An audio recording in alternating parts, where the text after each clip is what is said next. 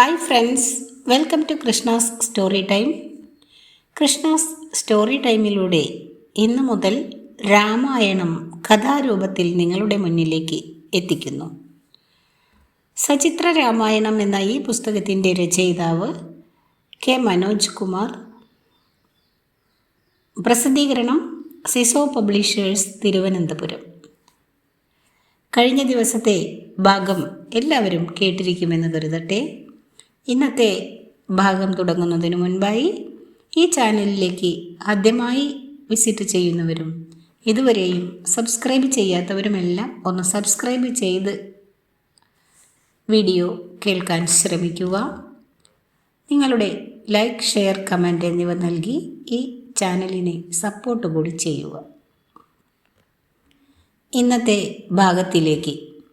ഓം ശ്രീരാമഭദ്രായ നമഃ. ബല അതിബലോപദേശം.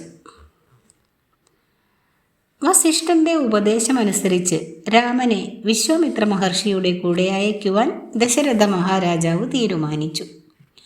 ലക്ഷ്മണ സമേതനായ രാമനെ ഉടനെ തന്നെ വിളിച്ചു വരുത്തി. വിവരം അറിഞ്ഞ രാമൻ അച്ഛനെയും കൗസല്യാദേവിയെയും വന്ദിച്ചു. വസിഷ്ഠൻ എല്ലാ നന്മയും നേർന്നു. അച്ഛൻ്റെയും അമ്മയുടെയും അനുഗ്രഹം വാങ്ങി ലക്ഷ്മണനും അനുഗ്രഹം വാങ്ങി പുറപ്പെടാൻ തയ്യാറായി.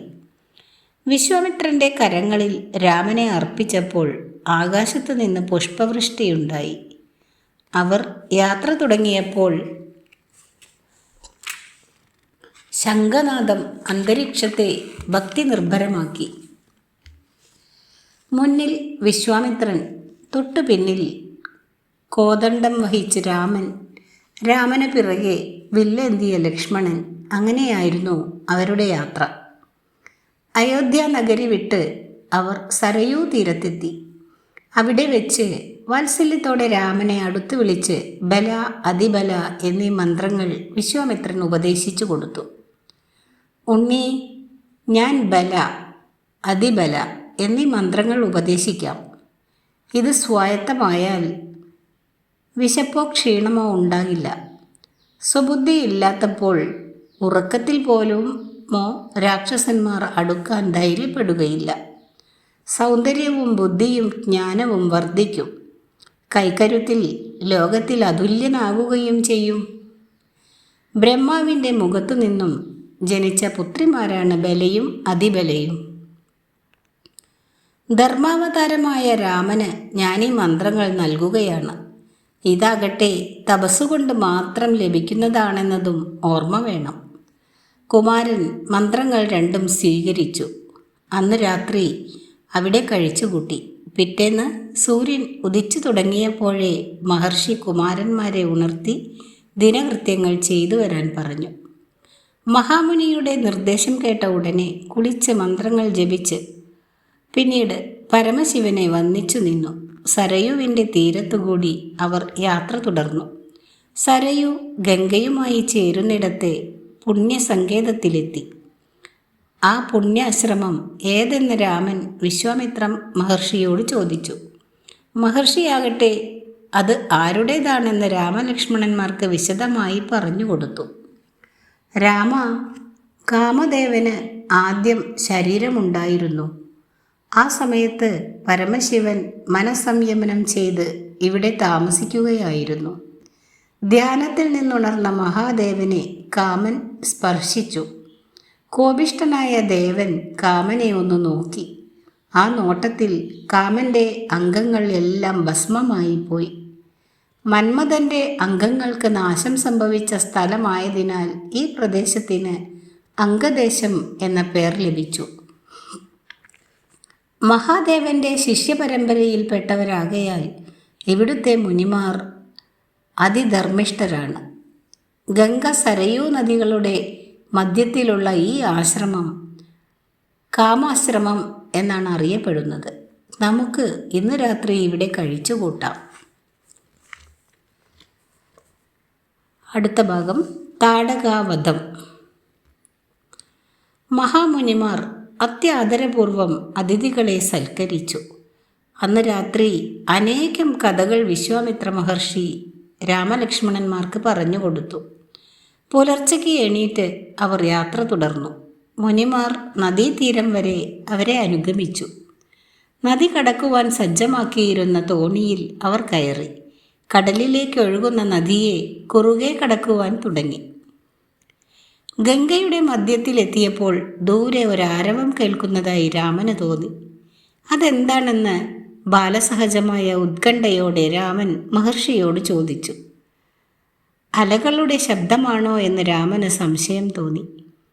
ജ്ഞാനിയായ മഹർഷി അതിൻ്റെ പൊരുൾ വെളിപ്പെടുത്തി. രാമ, കൈലാസത്തിൽ മനോഹരമായ തടാകമുണ്ടാവണമെന്ന് ബ്രഹ്മാവ് മനസ്സിൽ ആഗ്രഹിച്ചു. അതിനെയാണ് മാനസ സരസ് എന്ന് പറയുന്നത്. ആ സരസിൽ നിന്നാണ് സരയൂ നദി ഉദ്ഭവിക്കുന്നത്. ബ്രഹ്മാവിൻ്റെ പൊയ്കയിൽ നിന്ന് വരുന്ന സരയുവിനെ സന്തോഷത്തോടെ ഗംഗ എതിരേൽക്കുന്ന ശബ്ദമാണത്. ഈ സ്ഥലത്തെ വന്ദിക്കൂ. അവർ തെക്കേക്കരയിലെത്തി അതിവേഗം നടന്നു തുടങ്ങി. ഘോരമായ ആ വനത്തിൽ നിന്ന് മൃഗങ്ങളുടെ ഗർജനം മുഴങ്ങി. എങ്ങും ചീവീടുകളുടെ ശബ്ദം. ഭയം തോന്നിക്കുന്ന കൊടും കാട് ആരുടേതാണെന്ന് രാമൻ ചോദിച്ചു. ഉണ്ണി, ഈ കാട് 2 വലിയ നാടുകളായിരുന്നു. ദേവന്മാർ നിർമ്മിച്ച മലദവും കുരുഷവും വൃത്രാസുരനെ വധിച്ചതിലുള്ള ബ്രഹ്മഹത്യാ പാപം മൂലം ദേവേന്ദ്രന് അഴുക്കും വിശപ്പും വർദ്ധിച്ചു. ആ അഴുക്ക് കളയുവാൻ മുനിമാർ സഹസ്രകലശം ആടി. അഴുക്ക് ഭൂമിയിലേക്ക് ഒഴുകി. തൻ്റെ ദേഹത്തെ മാലിന്യങ്ങൾ പതിച്ച നാടുകൾക്ക് ദേവേന്ദ്രനാണ് ഈ പേരുകൾ നൽകിയത്. ഈ നാടുകൾ ഐശ്വര്യപൂർണമായിരുന്നു. എന്നാൽ വർഷങ്ങൾ കഴിഞ്ഞപ്പോൾ 1000 ആനകളുടെ ശക്തിയുള്ള ഒരു യക്ഷിണി ജനിച്ചു. അവളാണ് താടക. ശക്തനായ സുന്ദരൻ്റെ ഭാര്യയായിരുന്നു അവൾ. അവൾക്ക് പിറന്നതാണ് രാക്ഷസ ശ്രേഷ്ഠനായ മാരീചൻ. ആർക്കും അവനെ ജയിക്കുവാനാവില്ല.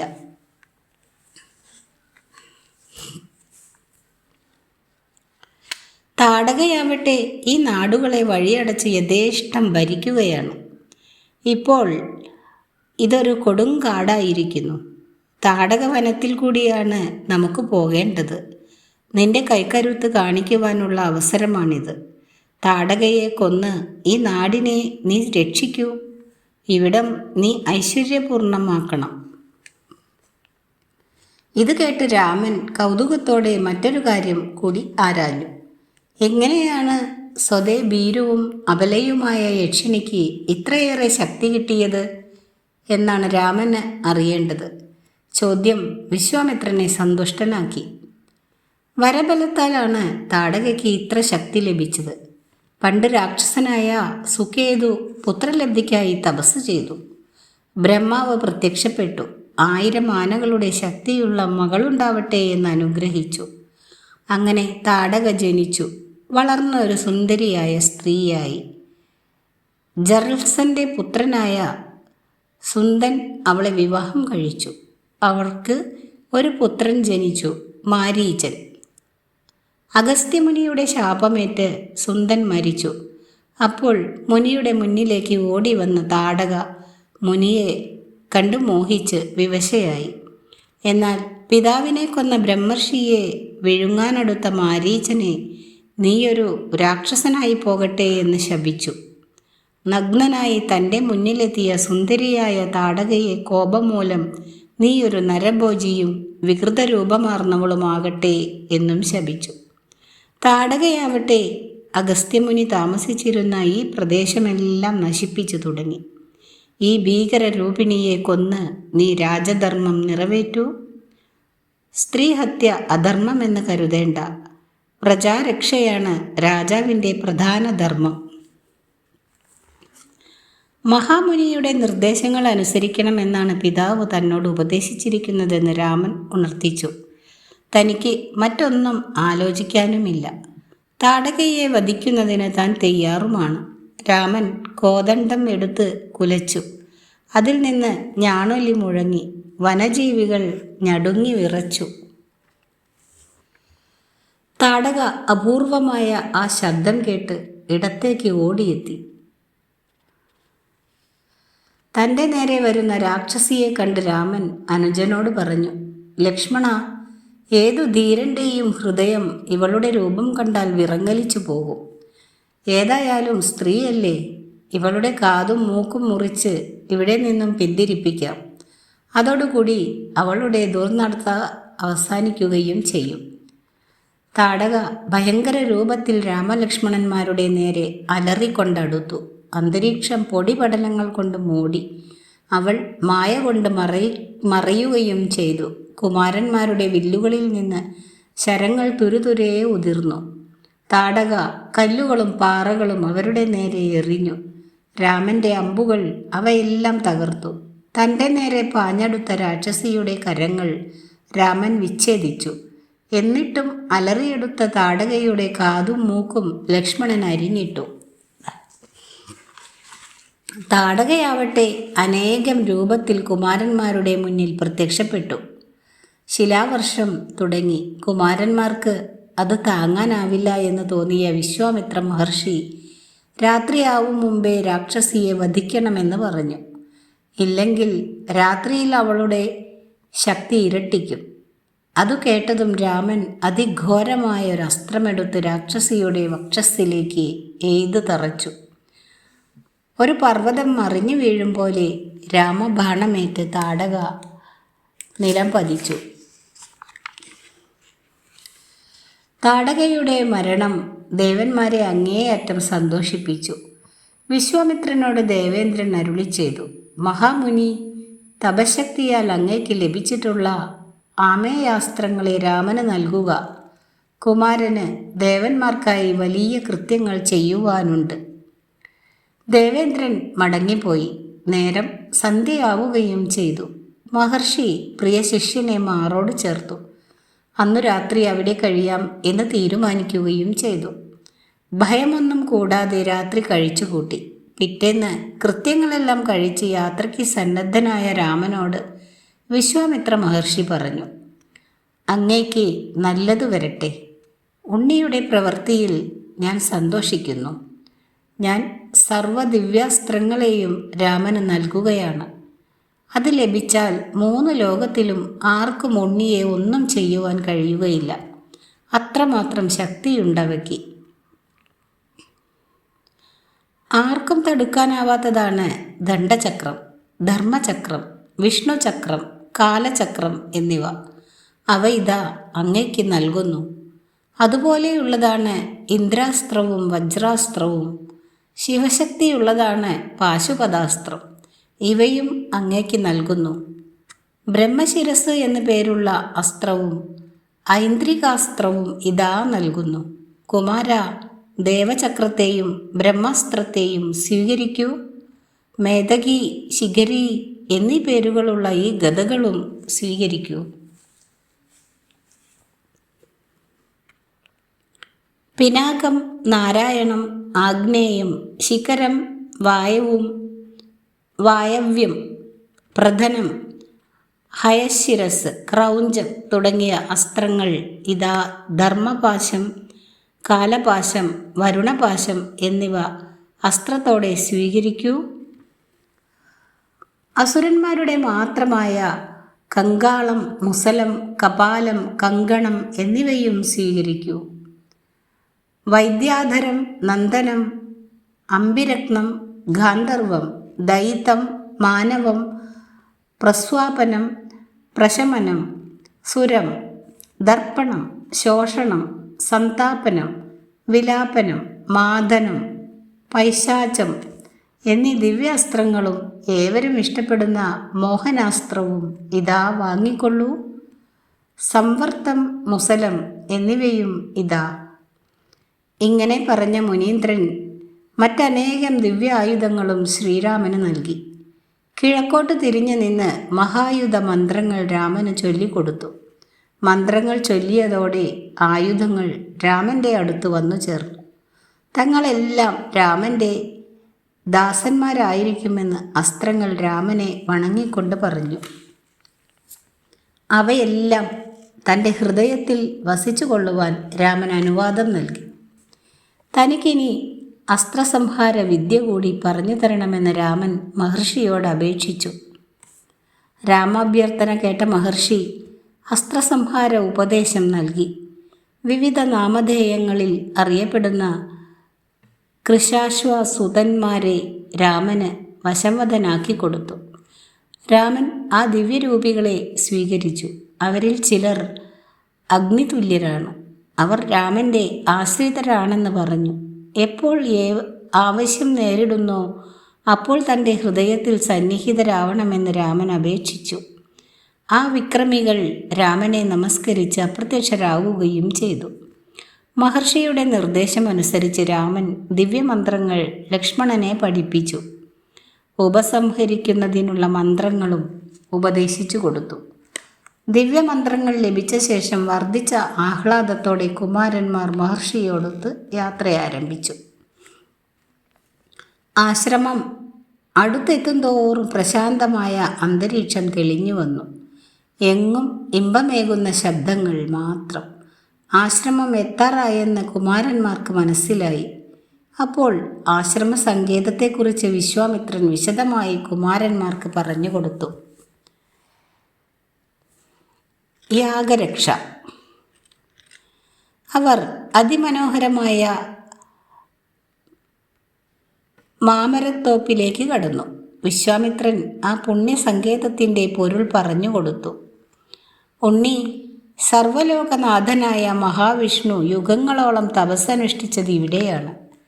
വാമനൻ തപസ്സുകൊണ്ട് സിദ്ധി സമ്പാദിച്ചത് ഇവിടെ ആയതിനാലാണ് ഇതിനെ സിദ്ധാശ്രമം എന്ന് പറയുന്നത്. വിരോചനൻ്റെ മകൻ മഹാബലിയാണ് രാജ്യം ഭരിച്ചിരുന്നത്. 3 ലോകങ്ങളെയും ജയിച്ച മഹാബലി വലിയൊരു യജ്ഞം ആരംഭിച്ചു. ആ സമയം ദേവന്മാർ മഹാവിഷ്ണു തപസ്സിരിക്കുന്ന ഈ ആശ്രമത്തിലെത്തി. ബലിയെ നിഗ്രഹിക്കാൻ തങ്ങളെ സഹായിക്കണമെന്ന് അഭ്യർത്ഥിച്ചു. എന്ത് ചോദിച്ചാലും ദാനം ചെയ്യുന്നവനാണ് ബലി. അതിനാൽ അങ്ങ് വാമനരൂപം പൂണ്ട് ബലിയുടെ അടുത്ത് ചെന്ന് എങ്ങനെയും ദേവന്മാരെ രക്ഷിക്കണമെന്ന് അഭ്യർത്ഥിച്ചു. അതേ ദിവസം കശ്യപൻ തപസ് ചെയ്ത് മഹാവിഷ്ണുവിനെ പ്രത്യക്ഷനാക്കി. കശ്യപ ഭഗവാൻ അതിഥി ദേവിയും ഒന്നിച്ച് മഹാവിഷ്ണുവിനെ നമസ്കരിച്ചു. തപോമയനായ വിഷ്ണു അതിഥിയുടെ പുത്രനായി ജനിച്ച് ദേവന്മാരുടെ രക്ഷ ചെയ്യണമെന്ന് അപേക്ഷിച്ചു. അങ്ങനെ തേജസ്വിയായ മഹാപ്രഭു അതിഥിയുടെ പുത്രനായി ജനിച്ചു. ഭഗവാൻ വാമനാകാരം പൂണ്ട് ഭിക്ഷുവിനെ പോലെ മഹാബലിയുടെ യജ്ഞശാലയിലെത്തി. താൻ യാചകനായിട്ടാണ് വന്നിരിക്കുന്നതെന്ന് അറിയിച്ചു. ബലിയാകട്ടെ ഏറെ സന്തോഷിച്ചു. തൻ്റെ യജ്ഞം സഫലമായെന്ന് പറഞ്ഞു. ഭിക്ഷു എന്താഗ്രഹിച്ചാലും അത് തരാൻ താൻ ഒരുക്കമാണെന്ന് അരുളി ചെയ്തു. വാമനൻ കൂടുതൽ ഒന്നും ആവശ്യപ്പെട്ടില്ല. തൻ്റെ കാലുകൊണ്ട് അളന്നെടുക്കാവുന്ന 3 അടി ഭൂമി മതി എന്ന് പറഞ്ഞു. ബലി അതിന് സന്തോഷത്തോടെ സമ്മതം നൽകി. പെട്ടെന്ന് അവിടെ വന്ന ശുക്രാചാര്യർ ബലിയെ തടഞ്ഞു. തങ്ങളുടെ മുന്നിൽ നിൽക്കുന്നത് സാധാരണക്കാരനല്ല, മഹാവിഷ്ണുവാണെന്ന് തുറന്നു പറഞ്ഞു.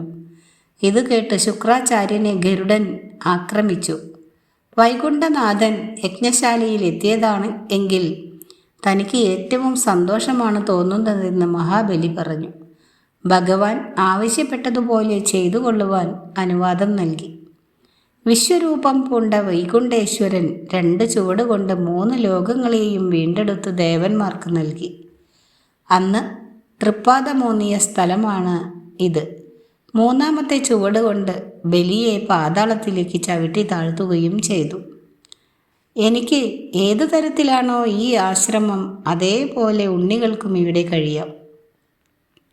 കുമാരന്മാരുമായി മഹർഷി ആശ്രമത്തിലേക്ക് കടന്നു. മുനിമാർ അവരെ ആദരിച്ചു.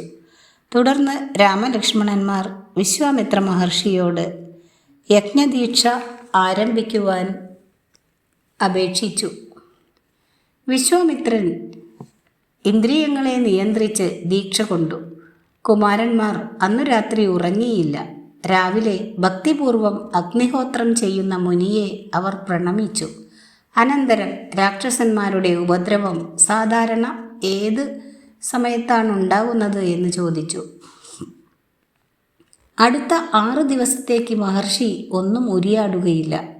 ആ ദിവസങ്ങളിൽ കൂടുതൽ കാവൽ ആവശ്യമാണെന്ന് മുനിമാർ പറഞ്ഞു.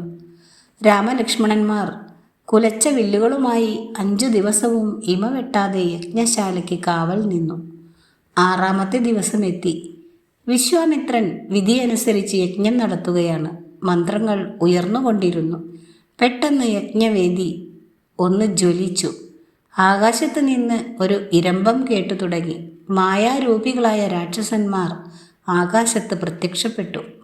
മാരീചനും സുബാഹുവും മറ്റ് രാക്ഷസന്മാരോടൊത്ത് ആകാശത്ത് നിന്ന് മാംസങ്ങളും രക്തവും വർഷിക്കുകയാണ്. അതാണ് യജ്ഞവേദി ജ്വലിക്കുവാനിടയായത്. പെട്ടെന്ന് രാമൻ മാനവാസ്ത്രം കോദണ്ഡത്തിൽ ചേർത്ത് ആഞ്ഞു തൊടുത്തു. അതേറ്റ മാരീചൻ സമുദ്രത്തിൽ ചെന്നു പതിച്ചു. തുടർന്ന് സുബാഹുവിൻ്റെ നേരെ ആഗ്നേയാസ്ത്രം തൊടുത്തുവിട്ടു. അവൻ ജീവനറ്റ് ഭൂമിയിൽ പതിച്ചു. പാഞ്ഞു വരുന്ന അനുചരന്മാർക്ക് നേരെ രാമൻ വായവ്യാസ്ത്രം പ്രയോഗിച്ചു. ആ ദിവ്യാസ്ത്രം രാക്ഷസരെ മുഴുവൻ സംഹരിച്ചു. രാക്ഷസന്മാരെ നിഗ്രഹിച്ച രാമനെ മഹർഷിമാർ ആദരിച്ചു.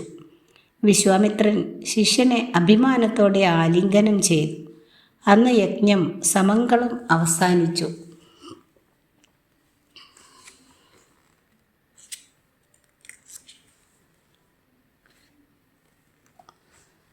അടുത്ത ഭാഗം സ്വവംശവർണ്ണനവും കുശനാഭകന്യാ പ്രധാനവും. തങ്ങളുടെ ദൗത്യം വിജയകരമായി പൂർത്തിയാക്കിയതിൽ രാമലക്ഷ്മണന്മാർ സന്തുഷ്ടരായി. അന്നു രാത്രി അവിടെ താമസിച്ചു. പ്രഭാതത്തിൽ കുളിച്ച് കർമ്മങ്ങളെല്ലാം ചെയ്തു. പിന്നീട് വിശ്വാമിത്ര മഹർഷിയെ സമീപിച്ച് ഇനി തങ്ങൾ എന്താണ് ചെയ്യേണ്ടത് എന്നാരാഞ്ഞു.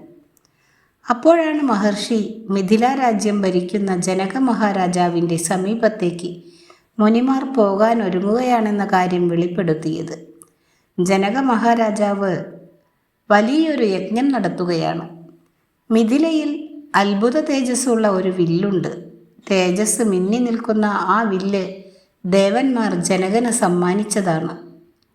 ദേവഗന്ധർവന്മാർക്കോ മനുഷ്യർക്കോ ഇതുവരെ ആ വില്ല് കുലയ്ക്കുവാൻ കഴിഞ്ഞിട്ടില്ല.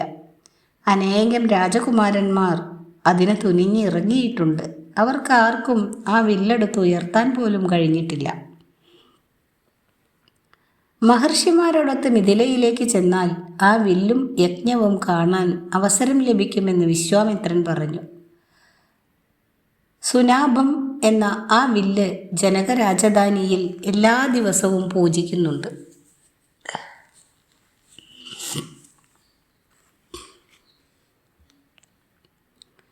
ഇതറിഞ്ഞ രാമലക്ഷ്മണന്മാർ ഋഷിവരനെ അനുഗമിക്കുവാൻ തീർച്ചയാക്കി. പരിപാവനമായ ആശ്രമത്തെ വലം വെച്ച് മഹർഷി ഉത്തരദിക്കിലേക്ക് യാത്രയാരംഭിച്ചു. 100 കണക്കിന് മുനിമാരും മൃഗങ്ങളും പക്ഷികളും ബ്രഹ്മർഷിയെ പിന്തുടർന്നു. എന്നാൽ അദ്ദേഹം മൃഗങ്ങളെയും പക്ഷികളെയും സാന്ത്വനിപ്പിച്ച് തിരിച്ചയച്ചു. സന്ധ്യയായപ്പോഴേക്കും അവർ ശോണാ നദീതീരത്തെത്തി. അന്ന് അവിടെ കഴിയാൻ തീരുമാനിച്ചു. എല്ലാവരും കുളിയും പ്രാർത്ഥനയും നടത്തി സ്വസ്ഥമായിരുന്നു. രാമൻ്റെ ചോദ്യത്തിനുത്തരമായി ആ പ്രദേശത്തെക്കുറിച്ച് ബ്രഹ്മർഷി പറയുവാൻ തുടങ്ങി. രാമ, ബ്രഹ്മാവിൻ്റെ പുത്രനാണ് കുശൻ. ധർമ്മജ്ഞാനിയായ ആ മഹാൻ വിദർഭ രാജകുമാരിയെ വിവാഹം കഴിച്ചു. അവർക്ക് കുശാംബൻ, കുശനാഭൻ, അധൂർത്തരജസൻ, വസു എന്നിങ്ങനെ 4 പുത്രന്മാർ ജനിച്ചു. 4 പേരും 4 നഗരങ്ങൾ പണിതു. കുശാംബൻ കൗശാബിയും കുശനാഭൻ മഹോദയപുരവും അധൂർത്തരാജസൻ ധർമ്മരാണുവും വസു ഗിരിവ്രജവും നിർമ്മിച്ചു. മഗധി നദിയിൽ സമ്പന്നമാക്കപ്പെട്ട മഗധയാണിത്. വസുവാണ് ഈ രാജ്യമുണ്ടാക്കിയത്. കുശനാഭന് 100 പെൺമക്കൾ ജനിച്ചു. യുവതികളായ അവർ ഒരു ദിവസം ഉദ്യാനത്തിൽ കളികളിൽ ഏർപ്പെട്ടിരിക്കുകയായിരുന്നു. ഇവരുടെ സല്ലാപങ്ങൾ വായു ഭഗവാൻ കണ്ടു. തൻ്റെ പത്നിമാരാകാമെങ്കിൽ അവർക്ക് ചിരകാല യൗവനം നൽകാമെന്ന് ഭഗവാൻ അവരോട് പറഞ്ഞു. എന്നാൽ പിതാവിൻ്റെ ആഗ്രഹമനുസരിച്ചല്ലാതെ തങ്ങൾ ആരെയും വരിക്കുകയില്ല എന്നവർ തീർത്തു പറഞ്ഞു. ഇത് വായു ഭഗവാനെ കോപിപ്പിച്ചു. ഭഗവാൻ ഉടനെ അവരുടെ ശരീരത്തിൽ പ്രവേശിച്ചു. അതോടെ അവർ കൂനികളും വിരൂപികളുമായി. പിതാവിൻ്റെ അടുത്ത് അവർ അഭയത്തിനായി ചെന്നു. വായുദേവൻ ധർമ്മം നോക്കാതെ പ്രാപിക്കാൻ ഒരുമ്പെട്ടത് രാജശ്രേഷ്ഠനെ അറിയിച്ചു. മക്കളുടെ ക്ഷമാശീലത്തെ കുശനാഭൻ അഭിനന്ദിച്ചു. ഉത്തമകളായ സ്ത്രീകൾക്ക് വേണ്ടത് അതാണ്. അതുമാത്രമല്ല, അച്ഛനോടുള്ള വിധേയത്വം കാട്ടിയതിലൂടെ വംശമഹിമയും കാത്തു സൂക്ഷിച്ചു. തൻ്റെ മക്കൾക്ക് അനുരൂപരായ വരന്മാരെ കണ്ടുപിടിക്കാൻ മന്ത്രിമാരോട് പറഞ്ഞു. ആ സമയത്താണ് മഹാമുനിയായ ചൂളി ബ്രഹ്മതപസ് അനുഷ്ഠിച്ചിരുന്നത്. മഹർഷിയെ ശുശ്രൂഷിക്കാൻ സോമദ എന്ന യുവതി തയ്യാറായി. ഇതിൽ സംതൃപ്തനായ മുനി എന്ത് വരമാണ് വേണ്ടത് എന്ന് ചോദിച്ചു. തനിക്ക് മഹർഷിയിൽ നിന്നൊരു മാനസപുത്രൻ ജനിക്കണമെന്ന് അവൾ അപേക്ഷിച്ചു. ചൂളിയുടെ മാനസപുത്രനായി ജനിച്ചതാണ് ബ്രഹ്മദത്തൻ. കാപീല്യപുരിയുടെ രാജാവാണ് അയാൾ. തൻ്റെ 100 മക്കളെയും ബ്രഹ്മദത്തന് വിവാഹം കഴിച്ചു കൊടുക്കാനാണ് കുശനാഭൻ തീരുമാനിച്ചത്.